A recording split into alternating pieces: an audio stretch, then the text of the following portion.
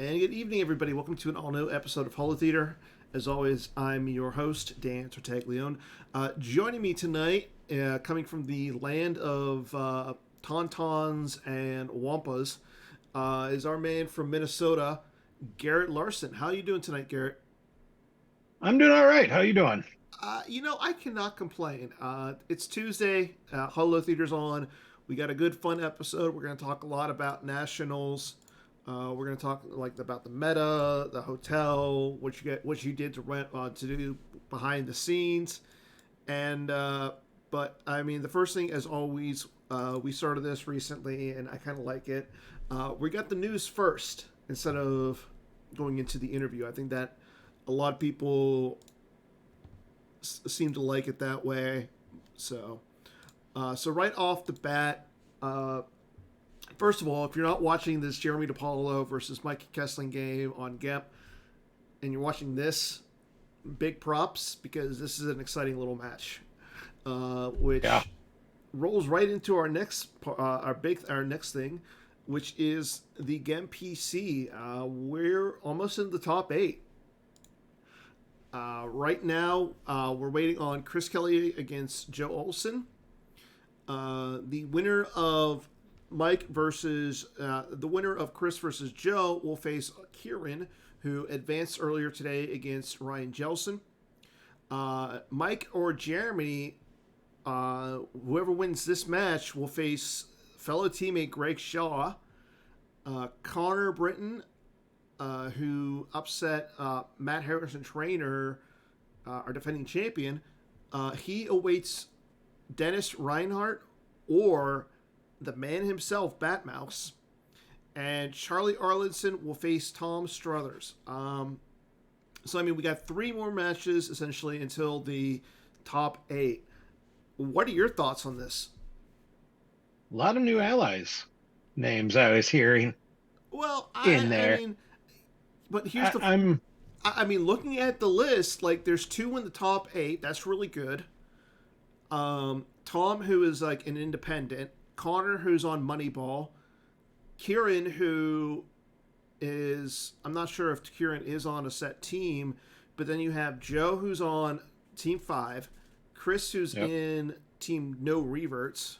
Mike and Jeremy, again, that would make 3 members of the new allies in the top 8, well, regardless. and Dennis and Charlie are both Dennis and Charlie. potentially in there as well. Like it could be a, But a Batmouse is the lot only of team. member on his team who's left.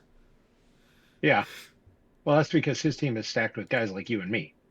Okay, So yeah. I mean, I lost to Dennis, and I mean, I don't even think we didn't even play game 2. We played maybe a third of game 1, but yeah, that's a tale for a different story. But I don't know. for sure. It's looking like, I mean, I've had MHT going and winning against Joe, which would have been a rematch of the semifinals from Worlds this year.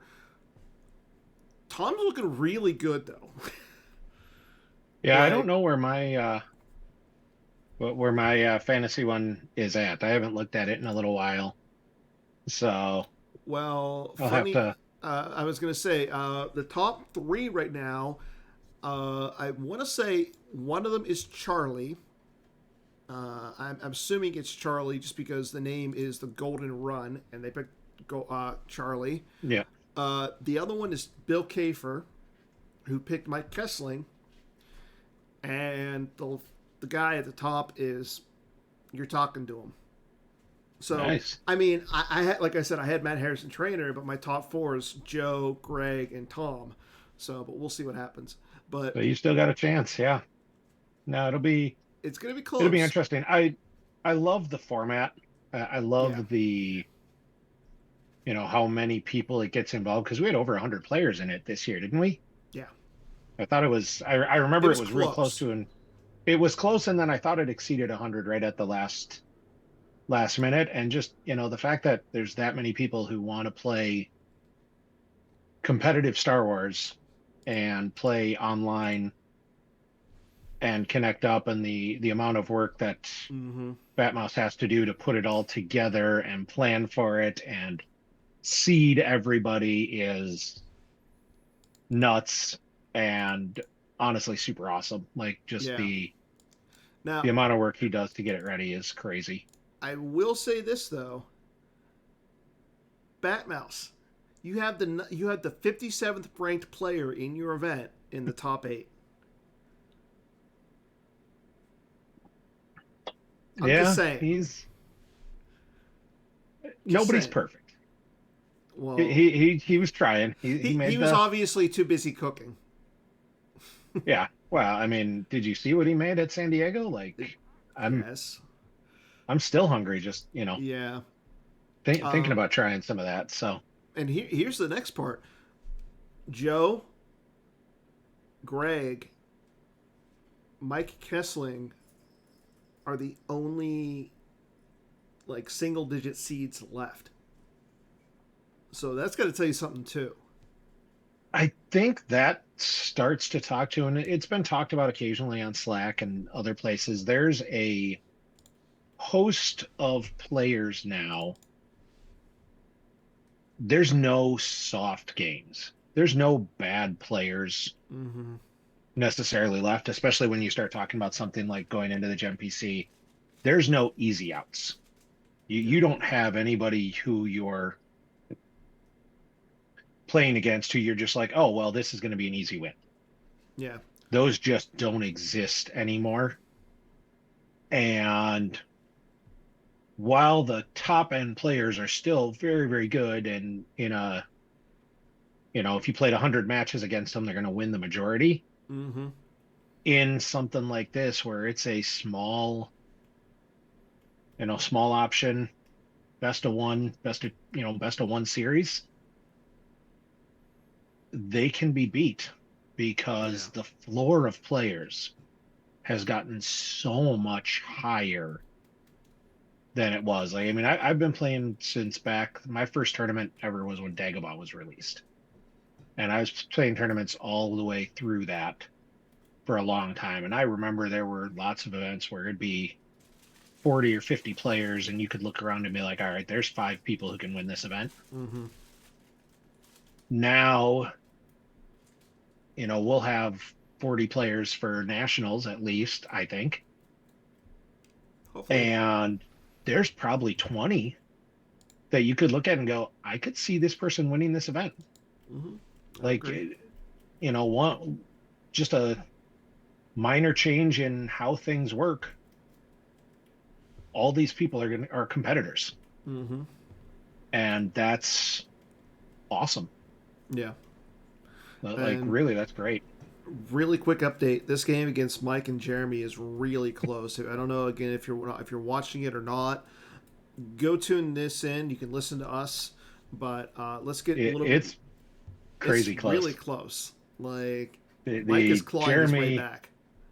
well, I don't know. I think you might have missed it, or it was right as we logged on.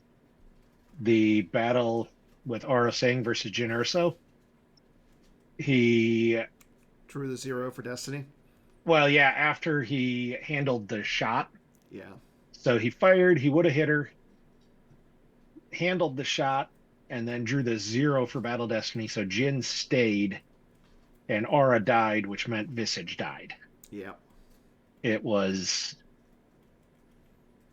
the worst possible scenario for Jeremy. And I think at Yeah. this point, Jeremy's now Mike's spread out, and he'll take no damage this turn.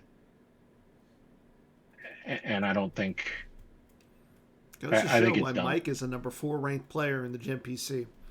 Yeah, Mike played this. Although if Jeremy draws anything other than that 0, I think it's a totally different game. Yeah, easily. That Visage would have started to ping real hard, real quick Mm-hmm. when Mike only had 10 cards left at the time. Okay. So, But really quick, we'll keep you guys updated on this match. Hopefully, they're going to play game 2. I don't know if they will. The OCS is going on. We're into day 7 of the March OCS. Tom has completed all 12 of his games. As a matter of fact, we have 3 players who completed all 12. Tom is sitting up there at 11-1. Connor sitting at 9-3, and Mr. I'm going to complete all my games in 2 days. Timo Dusel sitting at 7-5. But don't look now. But Jeff Levine at Treadwell is sitting there at 6-0. That's really impressive. Nice job, Jeff. I mean, granted, his win percentage is under 25%, but going 6-0 though is still an impressive feat. And it's still early in the month. Mm-hmm. He could have played a bunch of people who have only played 1 or 2 games. And if they played their only game against him so far and lost, that win percentage is going to look bad. Yes. But they could still finish hot. Yeah. So did Tom qualified last month, didn't he? I believe so. Okay. So that'll be... It's going to be interesting to see what happens. Yeah. It's a... I haven't actually gotten any of my games in yet. I should go about doing that. I've got 1 against Tom. And I've got to get I got to get some of those in. I didn't have a good month last month, so yeah. We'll see how it goes here. Okay, and then coming on down the pipe, starting in just a few days, we're going to have the Set 21 preview set release party on GIMP. Each player can play up to 12 games, 6 to each side. You have to play at least 8 games to qualify for any of the prizes, and the prizes are really cool. This is going to go from March 10th through April 10th. It's going to cost 15 gold. GIMP gold is pretty easy to come by right now, so get yourself onto this and play. Like I said, the prizes look really good. Foil Luke Skywalker AIs. I believe the winner is going to get a large version of the stolen data tapes. That's going to be the 5x7. First through fourth also gets a pair of the AI ships, the Tidarian and the Invisible Hand. Second through fourth also get the Shoto lightsaber, Ahsoka's Shotos. Second through ninth get the stolen data tape alternate image foil, and then there's going to be some holographic stickers given out. GEMP AI packs are going to give out. Foil GEMP Hans medals and Colonel Jendon and Vader's personal shell is going to give out. So a lot of cool stuff are going to be given out in this little event, and it's essentially free to play. Are you signed up, Garrett? Yeah. Not yet, but I didn't think it opened up yet, so it's on GEMP. You can sign up. You got 3 days. Is it? Well, that's what I was gonna say. I think it's. I didn't think I could sign up yet, so I was waiting until it was there, and then I'm definitely gonna sign up because more Star Wars is good. I agree with you. An excuse to play more games, and especially with nationals coming up for people to get a chance to get more competitive play in and get ready for that is definitely a good thing. Mm-hmm. I agree. Okay, and also speaking of nationals is like what? It's coming up really quick. Little over 3 weeks away. Yeah, a little over 3 weeks away. So pre-registration date ends actually next week. So you have 8 days to get your pre-registration in. $45 to play for the weekend pass. You can go onto the store, get in there and play. Again, March 31st through April 2nd is when this is all going to happen. Make sure you guys tune in to Twitch for all the live action. Prizes are really good. Friday, there's not going to be a team tournament, but you have the Retro event, Premier Death Star 2, and the Cube event. Both of those are going to be starting at 6 p.m. Saturday. That was try something different. The team events have been, last year we didn't have a ton of players out there, and it really feels like it's special at Worlds. So we have a lot of players here who really enjoy some of the retro formats. Mm-hmm. And one of the things Mark Walseth has always done with teaching is he brings and teaches the kids in the retro formats. He starts with them playing, with early cards and kind of works their way up so they don't get overwhelmed on stuff. So we have lots of folks who want to do that retro format. And it looks like Kessling just won that game by a 6. second or so ago. Yeah, it's a close one. But the retro format is fun. And the cube, if you didn't get a chance to play in the cube at Worlds, you should. The Throtos cube was awesome. The setup was a ton of fun. It allowed for you to almost feel like you were building a constructed deck. Like, it was the first time I'd ever played a sealed or cube event where I wasn't just throwing random cards in to get to the card limit. I mean, I do that all the time. I don't care what the sealed event is. I do that regardless. I always feel like I have to at sealed when you're like, all right, well, here's the 30 cards that are actually worth playing. Now, what are high destiny recyclable interrupts? Hey, that's how doesn't matter if it does anything. Hey, that's all the Jedi, right? I have 2 Bith shuffles in my current All of the Jedi. Well, I deck. mean, but that's a decent card in All of the Jedi. It's even better because I've got the one, the one Jizwhaler who allows me to look at the top card and reshuffle again. So I've actually managed to use that in an All the Jedi game. A Bith shuffled, and I'm like, oh, well, peek. Hey, you've got a 0 there. That can stay right there. So it was wildly amusing to me. I mean, it's just terrible card, but fun to use. So, but we're going to get a lot of stuff. Friday is going to be a good time and try and really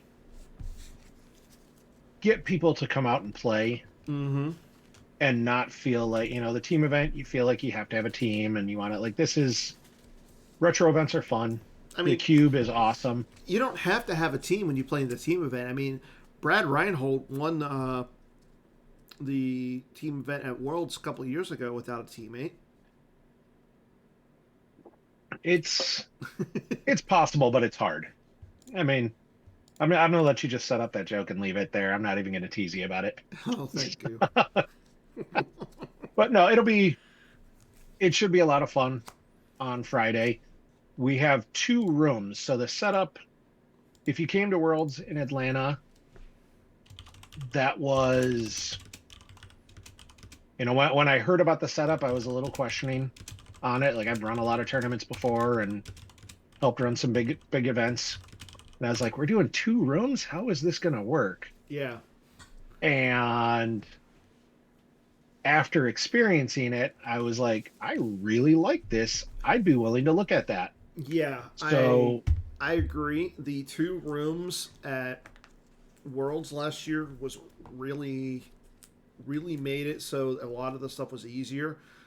Granted, now if you're in the one room, which is essentially the lower bracket room, it's not as fun, but it can be fun. It wasn't bad because it kept things, as someone who spent a lot of that time in that room, it definitely was a little bit quieter. We're also going to have a quiet space just for the stream table. So that's not going to be, when you're streaming, it's going to feel extra special because you're going to be in your own room. Like, we've got a whole, we're taking over basically their little back area. So we've got a couple smaller meeting rooms and then a couple bigger rooms, and it'll allow for, running 2 tournaments on Friday. Let's talk about that in a little bit. Each one can have their own room. Yeah, we'll get into more national stuff here in a little bit. But speaking of national, Saturday is going to be the main event. That starts at 9 a.m. for registration. Tournament starts at 10. Chris Schoenthal is going to be the tournament director. I think we need to stop having Chris as the director and actually let him play. I mean, he certainly can. I ran nationals last year. I'd certainly be willing to do it again if Chris decided to come all the way out of retirement and just, come in and sweep nationals and take it. But, I'm he's on a team. I feel like he's not going to be jumping into that, but he's on a team I'll support it. And then Sunday, again, the top 8 as well as the constellation will be going on. So, yep. Right now we have 17 players signed up, including 2 for the main event only. So definitely, it looks like it's going to be a semi decent event. And I think we'll get some more signed up. I need to push for Minnesota a little bit and get our get our locals signed up and ready to go. Carl hit 12 months of subscription on Twitch. There you go, Carl. Nicely done. And then I know that we said we have one more week for pre-registration for nationals. You also have 1 week left for the donation program. Only way to get these. See these? I know everybody wants them. This is the only way. So, and they are beautiful. I just got my box from Jared about a week ago, and I went with BB-8 and Sidious, and they're stunning. There's nothing that hasn't already been said, but I'm a bad person. The folks involved here are awesome. I am a terrible, terrible person. Why? I got all 6. That doesn't make you a terrible person at all. Yes, it does. That's my bank account needs me. Wow, that's. But that's you don't have kids. You're right. Mine would have hated me a lot more after all the lacrosse money I just spent in the last week on my 2. So that's what kept me from buying all 6, because I definitely contemplated it. They're beautiful. Yeah, no, it's Jared. You should have got all 6. You're worth it. Or Garrett. I think I'm worth it too, but like I said, I had to pay for a bunch of lacrosse stuff. I got to put a new water softener in. There's real world things that I can't pay for with Star Wars cards. That's fair. So, and then we also had a couple. Recently, Echo Base Trooper Adam Fletcher released a lot of data on OCS games. He actually sent these over to me a little bit ago. So, the most played deck in. So you can see right now, Shadow Collective was actually the most played deck for Darkside. So everybody's saying, "Oh, Thrawn is the best deck. Thrawn is the best deck." No, out of all the games, only 121 games were played of it. That's behind Watto. That's behind ISB. That's behind Court. Hunt Down V. Was that for last month's OCS? Yeah.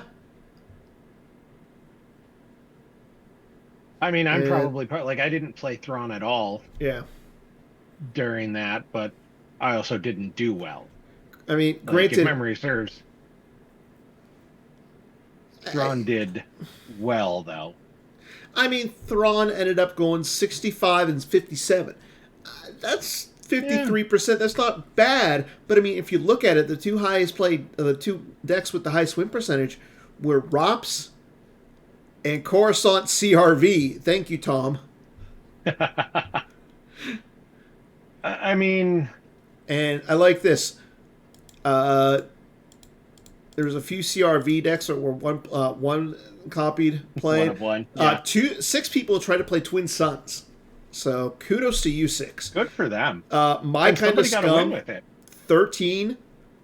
Yeah. 13 people played My Kind of Scum. I like that. Combat, 29 copies of it. IE, 50 there was 50 decks of IE. So I like seeing stuff like this. So again, thank you to Adam. Kudos. These are some awesome stats. Adam does such a great job of. He does. Putting that stuff together for us. Like Mm-hmm. I've said it before. We have some absolutely amazing volunteers and people who just do amazing work. Agreed. Just so us nerds can have fun. And then, so looking at this, Hitco was the highest played light side deck. Old Allies was second, followed by Yoda Communing. Uh, Interesting to point out, Diplo actually had the highest win percentage. That one's kind of crazy, considering how that just rolls over and dies to Thrawn, really. Yeah. That was I'm I don't like harping on an issue, but one thing I noticed was there's not a lot of decks over 50% win rate for light side. No, Light side's struggling a little bit right but now. here's what I like. 0 hour, 180 games played, 90 and 90. Yeah. Straight 50%. I love it. We had a few people play Hyperdrive V. Skywalker Saga Luke was pretty low. Combat Agents, as 46 people played Agents of the Court. Senate was out there. I don't know if this was EBO, but Hothbane Power Generators. I don't see EBO. Let the Wookiee win. Well, that's Let the Wookiee win. Rebel Strike Hoth Team. CPV is probably EBO. Yeah. The Hoth, the main power generators Let the Wookiee win is probably some variation of like a Trevor Horme. And the best stat of all, one person played Rescue the Princess non-V. Yeah. I mean, if you're going to play the game on hard mode, you might as well go all the way. Well, I mean, 6 people played MBO. So, kudos to all you people playing all those like weird decks. I love it. And sometimes it's just fun to put it on hard mode and see what happens. But like, I'm wondering which commuting this was. Maybe it was Obi-Wan. No, Obi-Wan was down here. So that might be. I don't know because I saw Yoda commuting. Yeah. But Luke Saga had a good win percentage by 1 game over. So yeah. I mean, there's some really good data that was out there. But seeing like Hitco only won 42% of its games. Old Allies, not a bad deck choice. No Idea, still a pretty good deck. Like looking at like the main decks for light side, like you got to think. Seeing all these decks, like why not play Old Allies? Why not play No Idea? Yeah, I mean, Old Allies is good. Yeah, like, I mean, Mike just won with it. It does a lot of good things, and until something comes out that slows it down, like it's just a good deck. Yeah, it's a solid deck. You don't feel bad playing because it's always going to put you in every game. Yeah. As a player, that's kind of your goal. Like, okay, I know if I play Old Allies, I'm not going to get blown out by anything. Yeah. So that's. I don't know what's going to be the top decks for Nationals though. Like I didn't see a lot of profit up there, and I feel like that might show up. Well, we'll talk about a little bit about that in a second. So let's actually switch gears and let's get into talking about Nationals. So first of all, you were the individual who did all the legwork in getting Nationals to Minnesota. So thank you. Well, if it goes well, I did all the legwork. If it goes poorly, I know none of you people. Really? That's not what I hear. No. So, how hard was it getting the venue and getting Nationals back out to Minnesota? The venue took a little bit of doing because we'd kind of... I tried to take a lot of things into account when we started looking at it. I know last year being in downtown was fun, but we were pushing into April, so it wasn't going to be quite as much of a, hey, let's just go walk around town. Like Minnesota in April, it might be 70. It might be 25. Yeah. Both those things could happen on the same day. Like, this is how our weather goes. So, and we'd heard, not just from, a couple players that, hey, those rooms were a little bit expensive. And can we see what else is out there that's maybe not quite as expensive, Mm-hmm. and pushed a little more towards the southern side of town, because a lot of our player base now lives in the southern suburbs. Okay. And moving down by Mall of America cut like 20 minutes off their drive to come up there, and meant the parking was free instead of having to pay for it like it was in downtown. So it really was kind of we had a bunch of things that pushed more towards, let's check out the hotels out by Mall of America. Mm-hmm. And so we got a price from the Hyatt that we ran the John Anderson Memorial event at a few years ago, and had run Worlds at a few years past. And I tried to get us a quote for the Radisson Blue that's attached to Mall of America, because I do Mm-hmm. think people would have enjoyed that. And the Radisson was hard no. They responded back and like, we're not interested in your event. So that was Really? that was a little surprising when that kicked back. But then I also got a price, and we're doing it at the Hilton. That's about 5 to 10 minutes from Mall of America by car. Like, it's Okay. just down the highway. They've got a shuttle that goes there. They've got a shuttle that'll go to and from the airport. And the rooms are a lot less expensive for us to get into. It has a lot of, we're getting 2 smaller conference rooms, and then 2 like meeting spaces that are good for like 10 to 12 people. So it'll be great for playing games and stuff Mm-hmm. on Friday, Saturday, and even Sunday night. Like, we kept one of the small conference rooms actually overnight on Sunday night. So if people are here and want to stay up playing games all night on Sunday night, we've got a small room for everyone to, go into. And it keeps things, when you're sitting in a big room, stuff can feel really loud and overwhelming at times. Mm-hmm. So having a few smaller rooms allows us to do some interesting things. And like I talked about with the streaming game, at least one of the stream games will be in its own room. Which is good. So it'll be no outside stuff, and that I think will do really well. And actually we might, because I think we're going to have a couple people streaming there. We might actually have 2 stream games in their own little office spaces. Mm-hmm. So you get away from a lot of the ambient noise and stuff, and really make those games feel special. Mm-hmm. So it'll be fun. I mean, it was definitely took some time, took some emails and calls to find a good space, and I think I think people are going to be really happy with it. I think people are going to enjoy it, enjoy having the 2 separate rooms for Friday and Sunday, where you're not, because that was one of the things I really enjoyed about Atlanta on Sunday, was the consolation event was in the other room.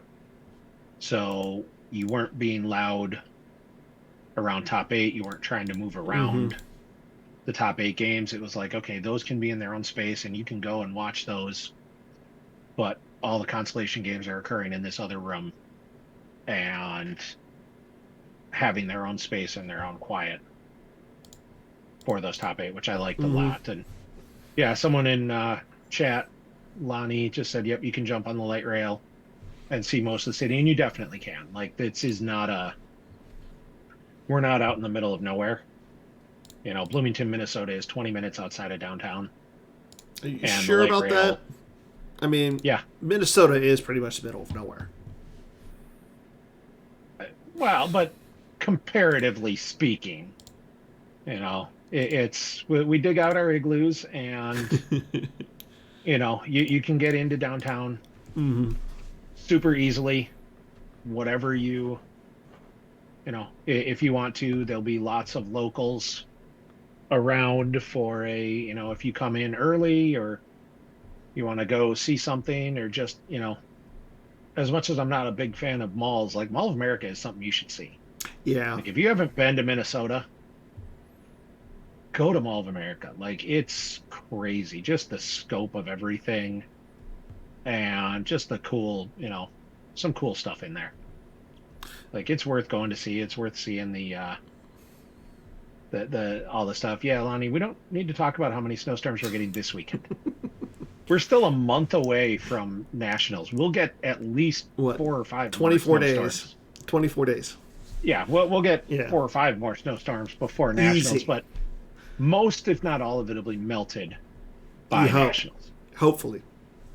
I mean, this is rolling up on one of the snowiest years ever for Minnesota.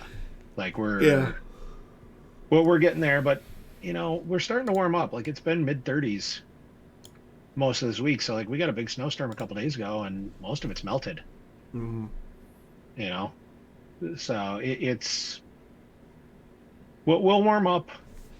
Like I said, that was part of the not doing it in downtown. Was I didn't know how much people would really want to be getting up and going walking. When last summer, a lot of people left the hotel and went and walked to different restaurants and stuff, which is cool. And downtown is great for that. But it's easy when it was 75 and nice out. Yeah. It's a lot harder when we've got Chris, who's coming up from San Diego and is aware of the existence of snow, but has he ever experienced snow in his life? I think he has. I every once in a while I see he came into Minnesota a few times for Game of Thrones Worlds that they always held in November. So I know he's experienced it, but like I know the last time I went to Southern California a few years ago for a work thing, and Chris apologized for the weather when I landed, and it was 65 and sunny.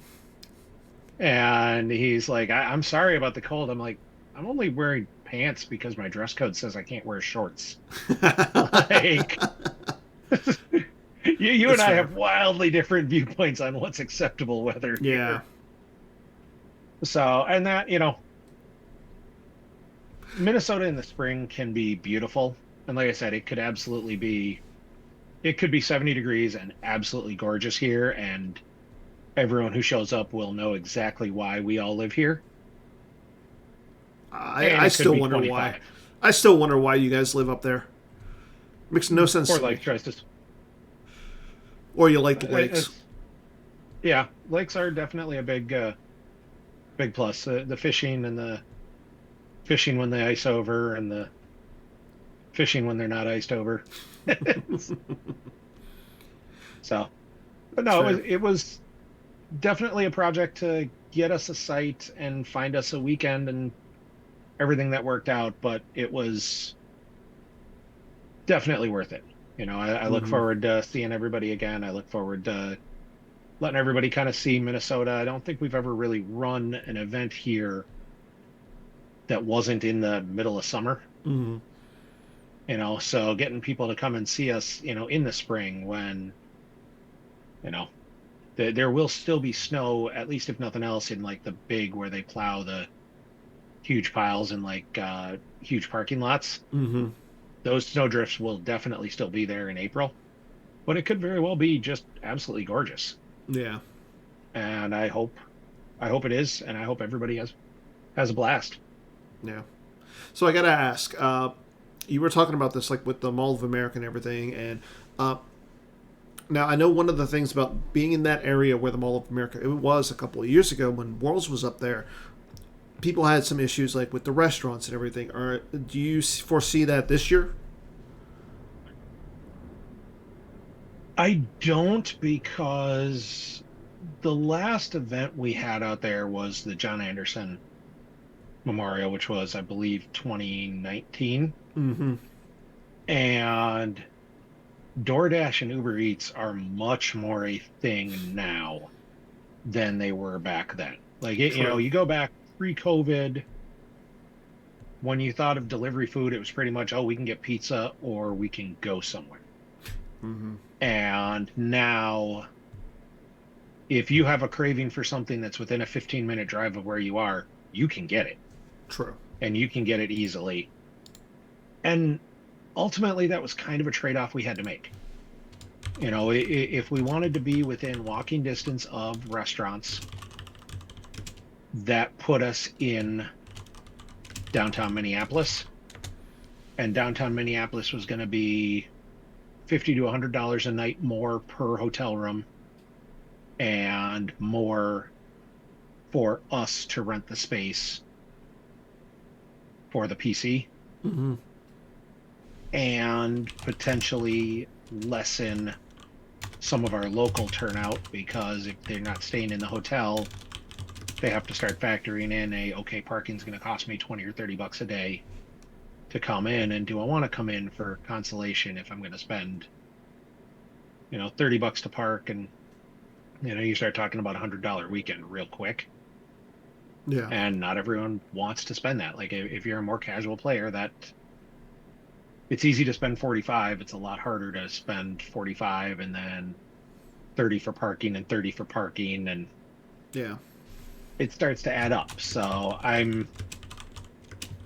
would I have loved to found the Unicorn Hotel that was in the price we wanted and located within walking distance of a bunch of cool places to eat? Yeah.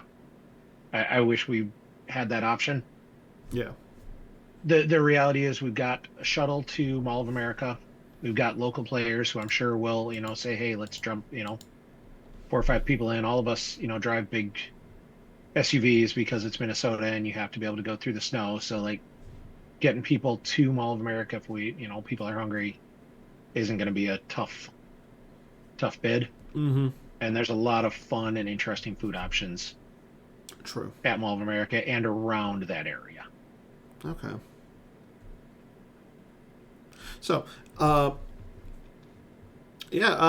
let's get into. But thank you for all that information. Like, that's why I really wanted to have you on tonight. Go over a lot of like the nuts and bolts of behind the scenes, what we're expecting from Minnesota. I know you guys can put on a great event, but again, thank you for working all the drudgery behind the scenes to get this thing going. I enjoy it, and like I've talked about multiple times, like, without volunteers nothing happens. Mm-hmm. And if I want to take advantage of what the volunteers offer us, like Adam putting together all those stats today, and like Batmouse putting together the Gem PC, like, I also want to do my part, and this is what I can do. So, well, we'll have a good event put on. I hope everybody shows up and has a lot of fun. And Agreed. Okay, so we got 4. I think I got 4 questions tonight for Swing and a Miss. So why don't we go right into it and right. talk? We got some questions, so let's go ahead and get into it. The first one for tonight. We're currently sitting at 17 players pre-registered. But Nationals will eventually get over 25 players pre-registered.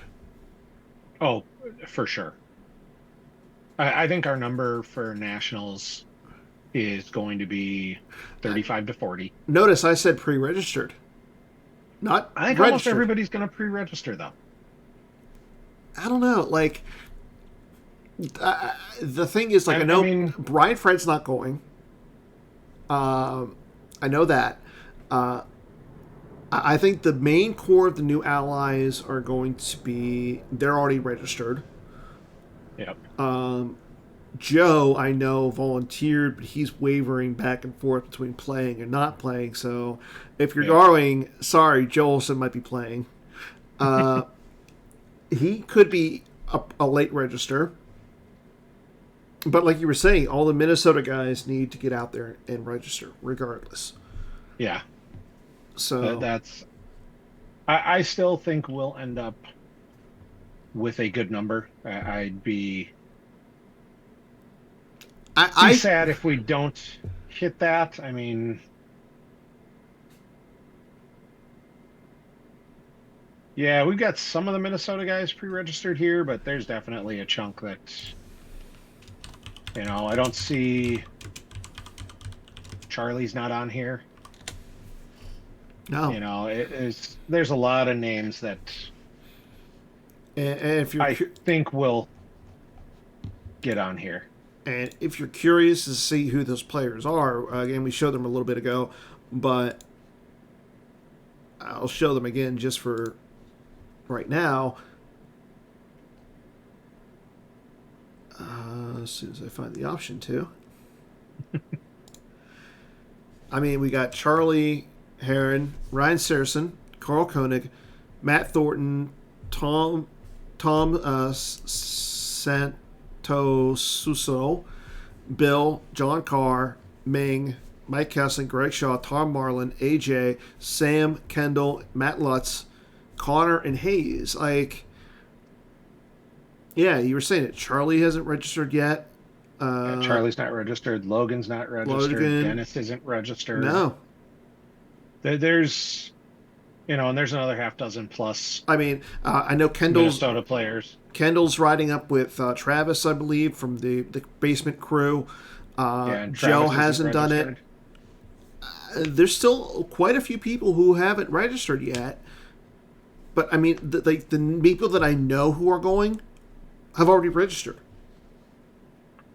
Yeah. So I think it's going to be close. I think like 24 pre-registered and then like a slew of players like, oh man, I got to register. Yeah, that could be. I feel like pre-registration is such a thing now with, wanting the extra. I want the foils.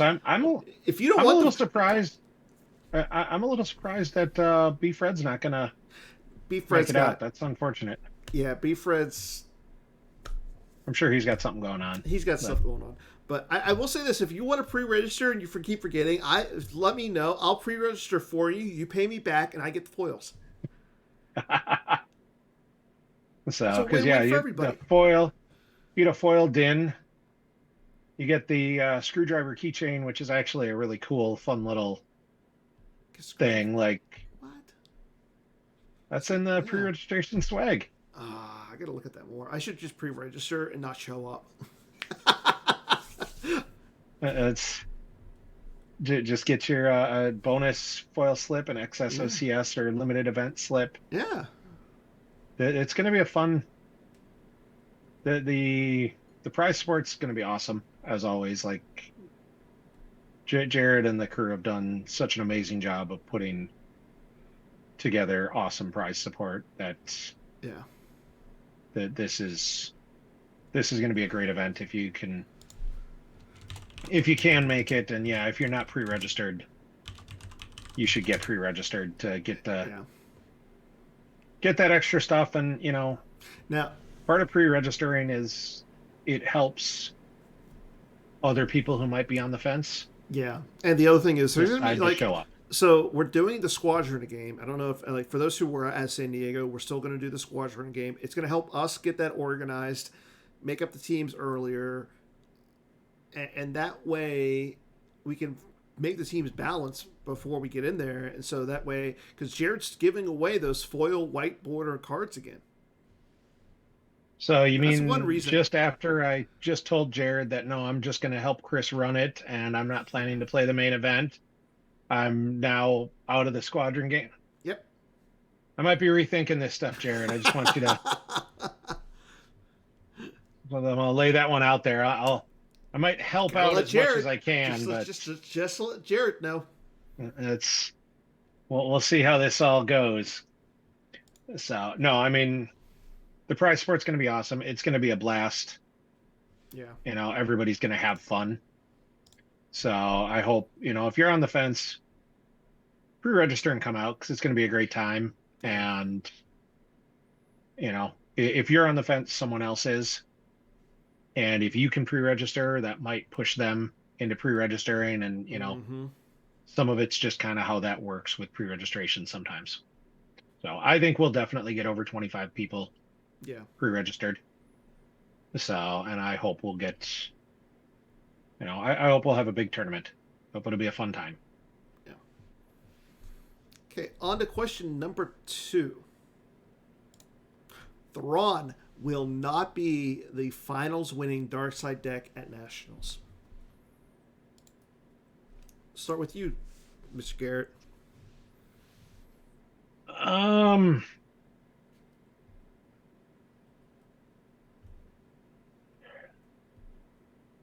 I think Thrawn's still going to be good. Like, I would struggle to bet against Thrawn, but it's hard when there's so many. Like, you just ran the dark side stats, and there's lots of dark side decks that are winning. Yeah. It's hard to not bet the field there. You know, when this isn't like Thrawn is very good, but there's a lot of pretty good dark sides out right now. Yeah. And not betting. I mean, Shadow Collective, CCT, Map, ROPS, Bring It Before Me, Walkers, and Dark Deal. I mean, cool. Andor Ops just won route here. Like, it's. Yeah. But I'm saying all those decks had a better win percentage than Thrawn last month. Yeah. Now, granted, I mean, Thrawn did have the slight errata where you took away the icon, made it a little bit better. I want to say it was like, but that was for a while. But yeah, I don't think Thrawn's like people play Thrawn on Gemp because this might sound a little bad, but it's not a very thinky kind of a person's deck. Whereas the best players right now are playing decks like Agents of Black Sun, CCT. ROPS is still a really good deck. Like I like those be in the hands of, say, like a Drew or a Joe or Mike Kessling or a Greg over than Thrawn. And Thrawn is really good because you're right. For the dark side player, it doesn't necessarily have a ton of super key decision points at times. Yeah. But it definitely forces the light side player into those more often than not. I know, we've had some discussions. The artwork card, the inherent power of putting a 3 or a 4 on there is so strong. For light side, you have to worry about how are you going to play around making sure you don't have 3s and 4s you lose for Thrawn. Yeah. Like, you can never blindly lose off the top, and you almost have to like draw until you have a card you can choose to lose for Thrawn to avoid getting that, that exclusion is good. So like I said, it would be tough to bet against the field when the field is as thick as it is for Darkside at Nationals. Yeah. So I'll take Thrawn won't be the finals winning deck, but Thrawn will be there. Yeah, I agree. Because Thrawn is good, and especially for an 8-game event, having one deck that takes a little bit less mental load is really good. Yeah. So having a deck that's just kind of plug and play, and all right, I'm gonna throw down my admirals, I'm gonna drain, I'm gonna make you stack cards, and you can figure out how to stop me. Yeah, that's a good point. So it'll be there, but yeah, I'll take I don't think it'll be the winner. Okay, I'm gonna agree with you. Honestly, the deck that I like right now is I like the Shadow Collective. Like, Shadow Collective's playing really well. Put that into a hand with and it just got a helper card. Like, well guarded, it could be a really good thing. Well guarded will change how it plays. Yeah. Quite a bit, I think. Agreed. So, which I think is good. Like, being able to play decks a different way is a good thing. So, yeah. We'll see how it goes. Question number 3. Prophet will be the most played or second most played light side at day 1 of Nationals. Well, I mean, Matt Lutz is already pre-registered, so we got one right there. That's one. Yeah.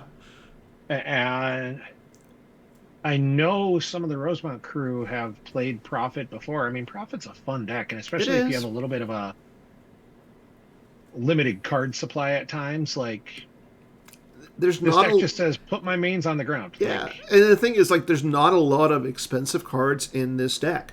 Like, it doesn't play Luke Jedi Knight. It doesn't play all wings combos. It doesn't play. There's not a lot of like the high end, Yeah. high expensive light side cards in this deck. Well, You- maybe you like want- maybe a rebel leadership here or there, depending on which Yeah, which Leia you use. but like you're not running Walkling. Mm-hmm. You're not running, yeah, No maybe Rebel speaks. Leadership and Leia, but Reflections 3 Leia is there as well, and she's Yeah, not she's super expensive. no. You're running Master Luke's. You can easily run Special Edition Ben Kenobi, Yeah, you can run Rebel who's, Scout Luke, who's you know, fairly cheap still, inexpensive. Like, but you're not running I, like Speak of the Jedi Council. yeah, I don't Like, think Prophet is going to be the most played deck, but it'll be up there. yeah, Like, I think most or second most played deck in a 30-person, let's call it 30, 35-person tournament minimum. It wouldn't shock me to see 6 or 7 Prophets. And at that point, you're probably in the game for,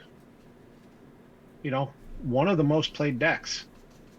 So, all right, I'll give you that one. I think the metal and the damage can't be reduced below 3 is going to add up, and that actually might be what keeps Thrawn out of the top, because I'm not sure Thrawn has a good way to handle no, not that those 3. interior sites and that Yeah. ping for 3, ping for 3, ping for 3 every time.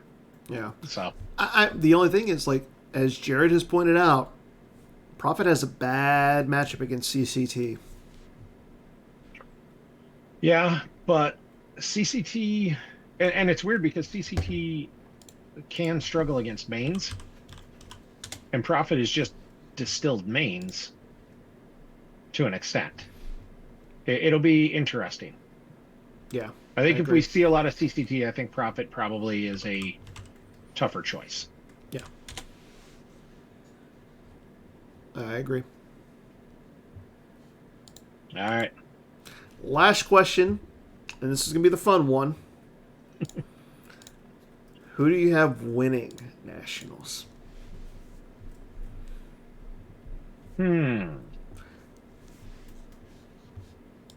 I'll pull up the registered players list again, because I'm going to say right now it's going to be someone who's pre-registered.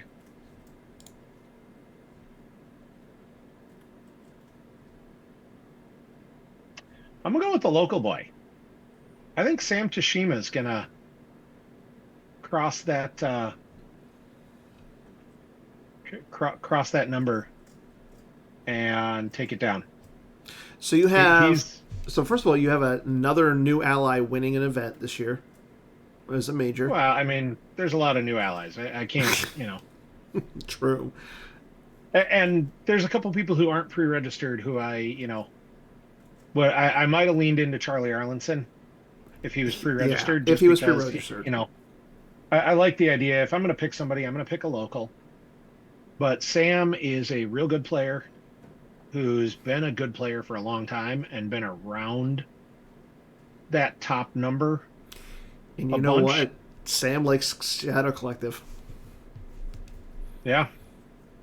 Sam likes, and Sam just beat me in our Bestman League with old allies in Jawa, even without General Cal and that whole thing. So yeah, good point. I'm gonna give it. I'm gonna give Sam the. Sam's got my stamp of approval. I think he can take this one down. Okay, if I'm going to look at the pre-registered players, the ones who are already listed.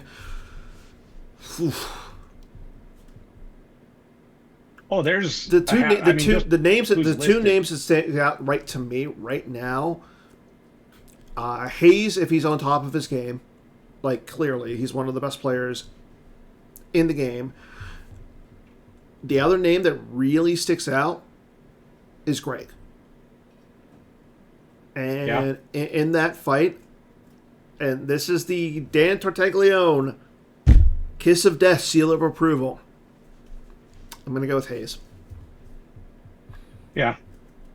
Hayes, Shaw, and Kessling were all, what would all have been in my, Now, if we're going to These pick a guys top didn't 8, do it, but if we're going to pick a top 8, including people that I know who are going, who are potentially going in some fashion, and the people that are registered, I would go with, in no particular order, Greg, Mike Kessling, Matt Lutz, Sam, Hayes, Connor, Joe, and Charlie.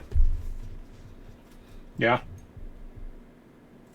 But Bill we K don't know for who the else is newest going to member be. of D&D being totally disrespected there. I see how that goes. Well, that's because the only reason I'm saying I didn't pick Bill was I have a feeling he's going to be drinking all that Minnesota beer a little too much.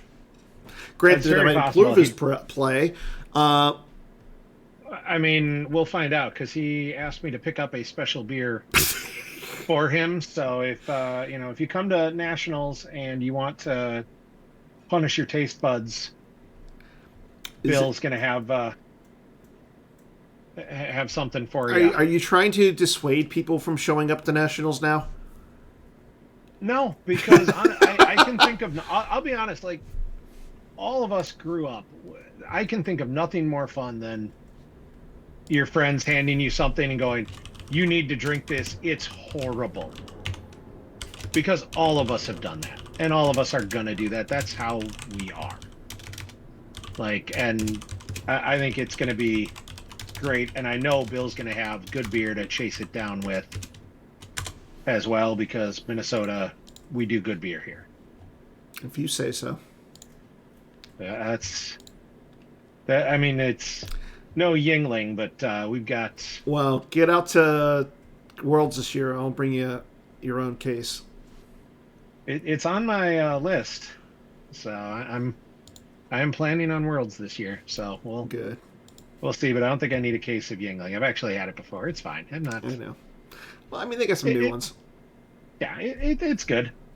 It's not bad. It's just it is what it is. It's a beer. Plays on the name.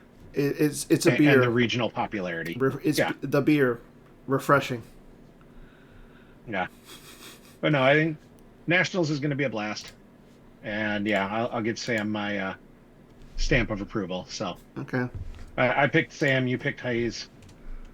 Invariably, that means it's going to be Bill.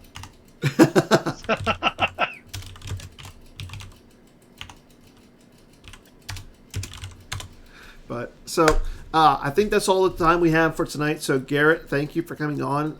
It's always a pleasure to have you on. And again, thank you for putting this all together. I know the event's going to be great. I really wish I was going to be there. But I know we're going to try and do Holotheatre live from Nationals as it gets closer. But between now and then, we're going to highlight some of the retro stuff that's going on, as well as some of the other big stuff that's being going on with Star Wars CCG. So until next week, everybody, enjoy the rest of your week. Have fun this weekend. If you're playing games, get out there, register for the Set 21 event. It's going to be fun. And as always, may the Force be with you. Good night, everybody. Good night.